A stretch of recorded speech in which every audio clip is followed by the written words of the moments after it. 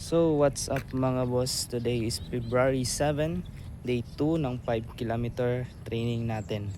Sa totoo lang, ilang araw din akong hindi nakatakbo. Naging busy ang buhay, maraming kailangang unahin, maraming responsibilidad. At ganyan talaga sa totoong journey. Hindi palaging perfect ang schedule, hindi palaging nasa condition tayo. Pero ang mahalaga, bumabalik tayo. Day 2 pa rin ito, hindi dahil sa petsa, kundi dahil pinili kong ipagpatuloy ang sinimulan ko. Kaya ngayong araw, balik ulit tayo sa takbo. Kaya tara mga boss.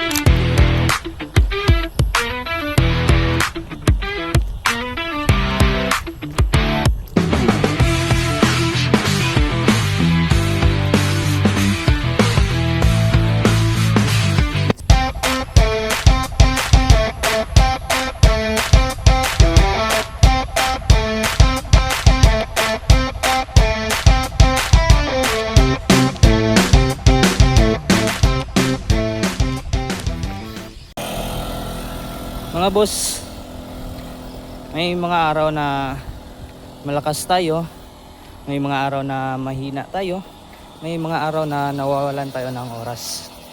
Pero ang tunay ng pagkatalo ay hindi ang pahinga. Ang tunay na pagkatalo ay ang hindi na pagbalik.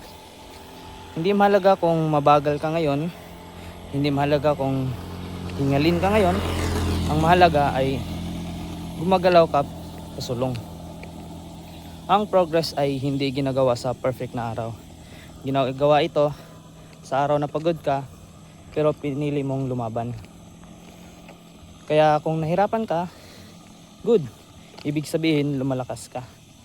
Kung bumabagal ka, okay lang. Basta huwag kang titigil. Mga boss, hindi motivation ang magdadala sa finish line. Disiplina ang magdadala sa iyo doon. At ang disiplina ay nabubuo sa mga araw na gusto mong huminto.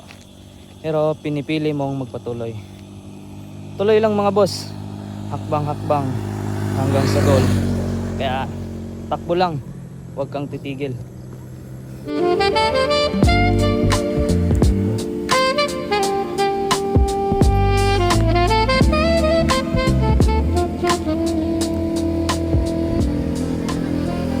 So ayun nga mga boss, nakalimutan ko kumuha ng video, tsaka kakabihis lang natin. So ayun mga boss, tapos na ang day 2 natin.